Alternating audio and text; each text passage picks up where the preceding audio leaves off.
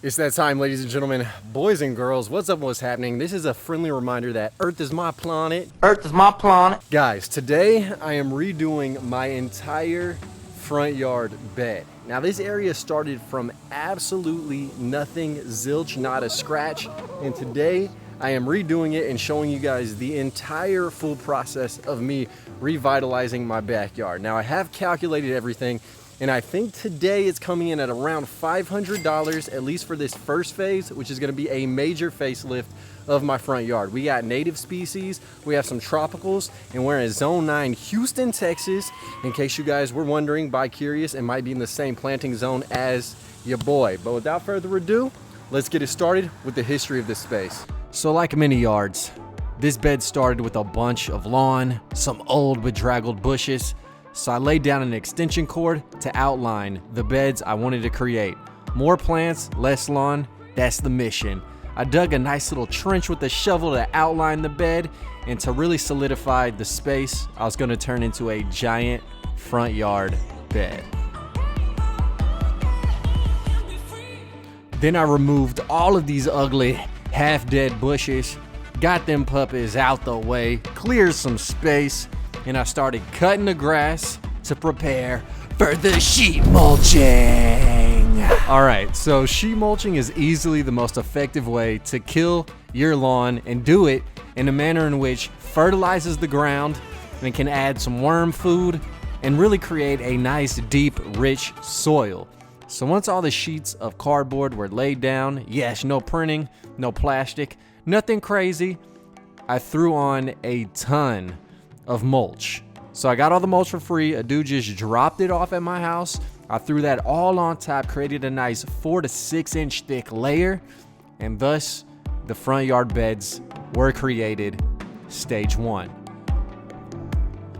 Now, stage 2 consisted of me going to a house that was knocked down in my neighborhood to retrieve a bunch of bricks to outline my garden bed with. Now, it took some time to load all these dudes up, but they were free 99, so why not? I began stacking them in rows of 2, nice and thick, and outlined the entire front yard bed. And of course, I had to stack them up and create a nice 2x2 thick layer of bricks. This really transformed the space and added a level of permanence to the bed, which I loved. And the nice kind of white color matched the trim of my house, so it was a match made in heaven. And something that was really crazy about this whole situation was the bricks had my last name in them, Cantu. So yes, I truly did make over my front yard and create a bed for free.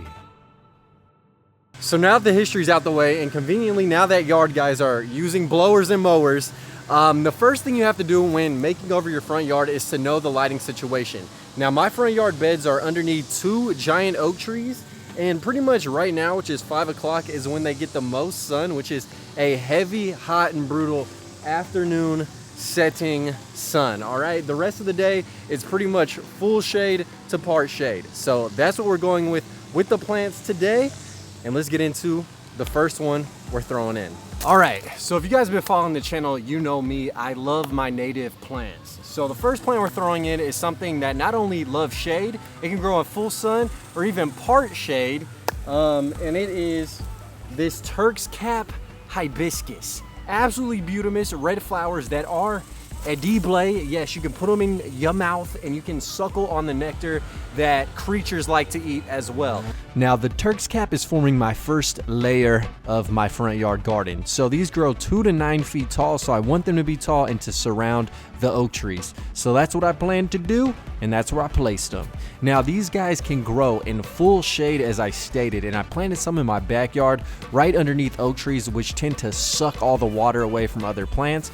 But these dudes seem to thrive in that condition, and that's why they're going closest to the giant roots of these oak trees. Now, I will say these are absolutely amazing looking plants. Big leaves, nice red flowers that add a pop of color to the shady environment, which is what I need. Now, they are native to Texas. They can grow all along the southeast coast and up to South Carolina, pretty much zones 7 through 10. They're deciduous, so they will lose their leaves, but what's really cool is they form these little apples that are edible and that squirrels love to eat as well. So it's nice to plant something that animals can interact with, pollinators can suckle on, and that look good, are shade tolerant, drought tolerant, and will grow and form a nice back layer to my front yard garden. Look at these dudes, man.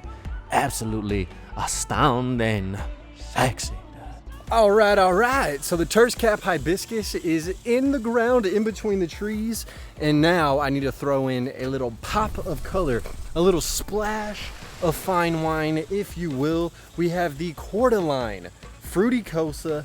Hands down, one of my most favorite plants. It looks tropical. It has a nice red burgundy hue to it. And I have a whole little starter pack right here that I just purchased. So this one was $7. The other two were $16. And these dudes also did survive in the freeze. They died to the ground when it froze in Houston, but they all did rebirth like a phoenix from the ashes. And that's why I'm throwing these guys in the ground. They're hardy enough and they look good. All right, so I figured the red spiraling texture of the Cordyline fruticosa would nicely contrast the hibiscus behind it. So that's why I put 4 of these dudes in front. Now, these guys are natively from New Guinea / Southeast Asia, and they can get 9 to 10 feet tall, which is super cool. They grow in zones 10 through 12. Allegedly, however, I grow them in zone 9 and they work perfectly fine. If it does freeze, they'll die to the ground, but I saw they did come back from the ashes, and so I think you could grow these in a little bit of a cooler climate, but you just got to be prepared that if the ground freezes, they gonna die, okay? Now, what's cool is these hold religious significance in Papuan cultures, which is super cool. They're offered as like spiritual gifts in Hawaii. And also, the flowers evidently have been used to treat asthma. Now, I don't know if that's necessarily science or verified by peer-reviewed studies, but regardless, these are super clean. They grow in full sun to part shade, and I think they'll do particularly well here. And as you guys can see, I get the small $7 plants and I put them right around the roots. That way, I don't have to dig as big of a hole and disturb the oak tree roots. So it's always key to know your space.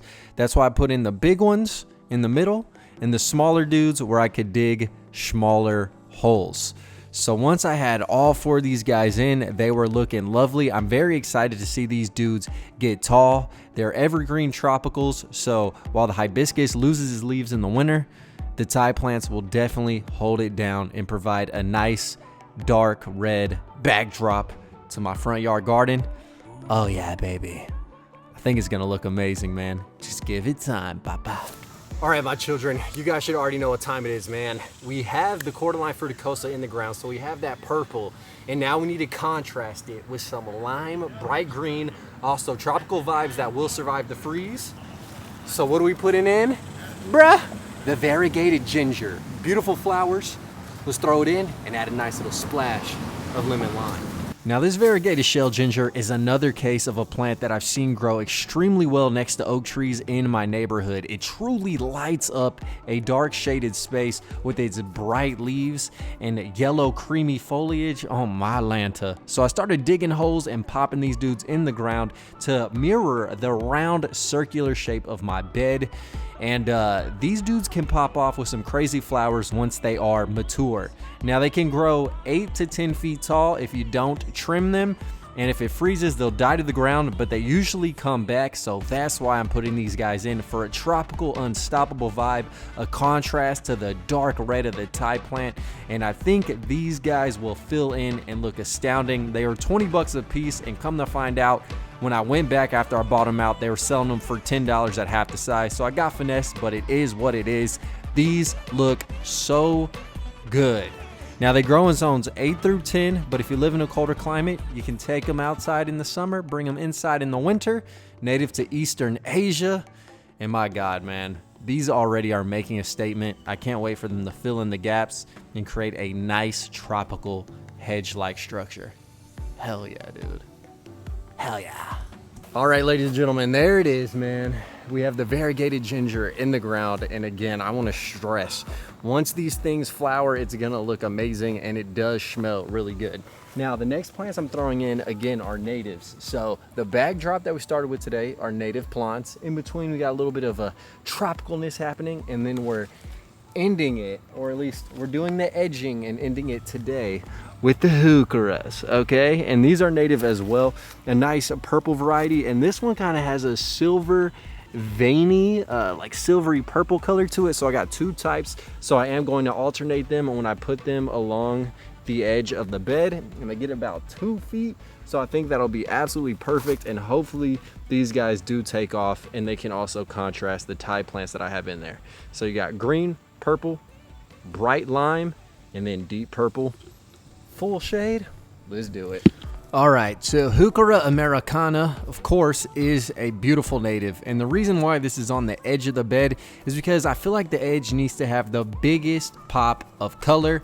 And luckily these dudes grow in full shade and from zones 4 all the way through 9. So if you live pretty much anywhere in North America, you can grow these bad boys easily, and they don't need too much water either.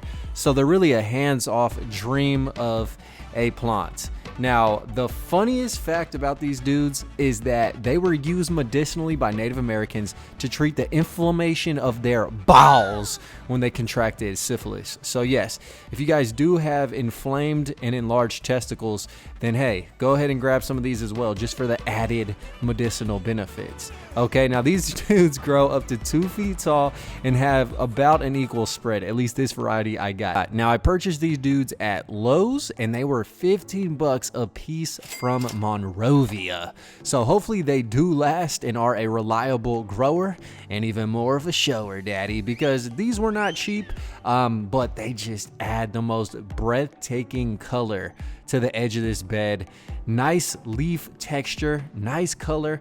What more can you ask for, man? They keep your balls small too, man. Uninflamed testes, that's what I'm all about, dude. And if there's one thing you learned from this channel, it's that. Then I cleaned up the bed just a tiny bit. You know, squirrels and birds throw their seeds everywhere, so I have some trees that made this spot home that I potted up, and I'm probably gonna illegally plant in some decaying and dismayed place of society. And then I cleaned up the oak tree that was sprouting off at the roots as well.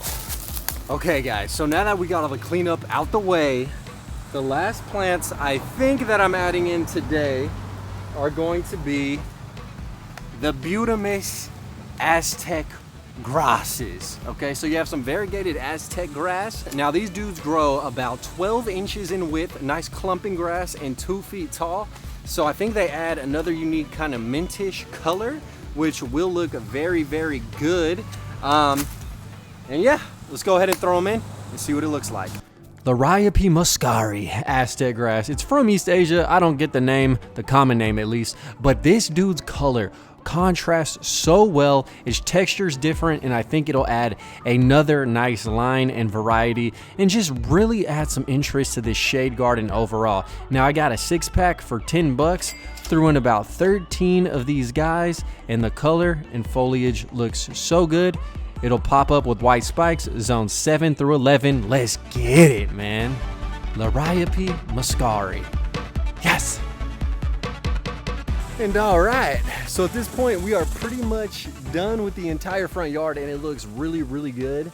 But the last thing you always need to do is mulch. Now, luckily, my neighbors threw out a ton of mulch when they were redoing their front yard. It's been in bags for a couple months, so I don't really know the condition of it, but I'm gonna grab it and mulch this entire area to make sure no weeds pop up, and so that way the plants can absorb all the nutrition, and the worms that are abundant in the soil can make even more babies and go crazy. Let's get to mulching.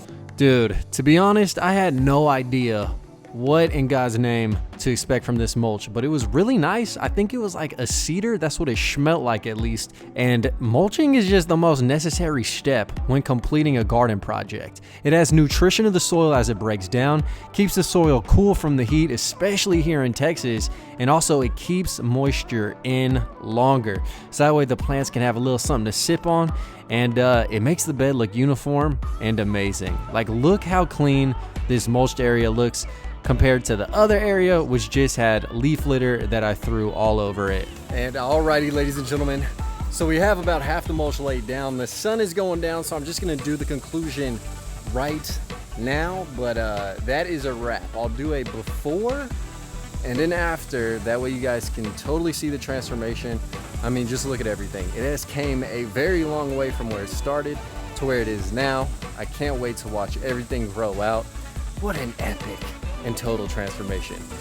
Anyways, guys, if y'all enjoyed this video, please smash the like button. And yeah, I can't wait to update you guys on everything that is going on in the front yard garden beds in the future. It looks good. I'm very satisfied with the way things came out. And remember, Earth is my planet. Earth is my planet. Updates coming soon. Subscribe if you aren't already. And until next time, I'm locked, I'm loaded, and I'm out. Peace. Killing these songs, leaving a bloody life I roost to. And I'm in it to win it, so I'm somebody that you should get used to.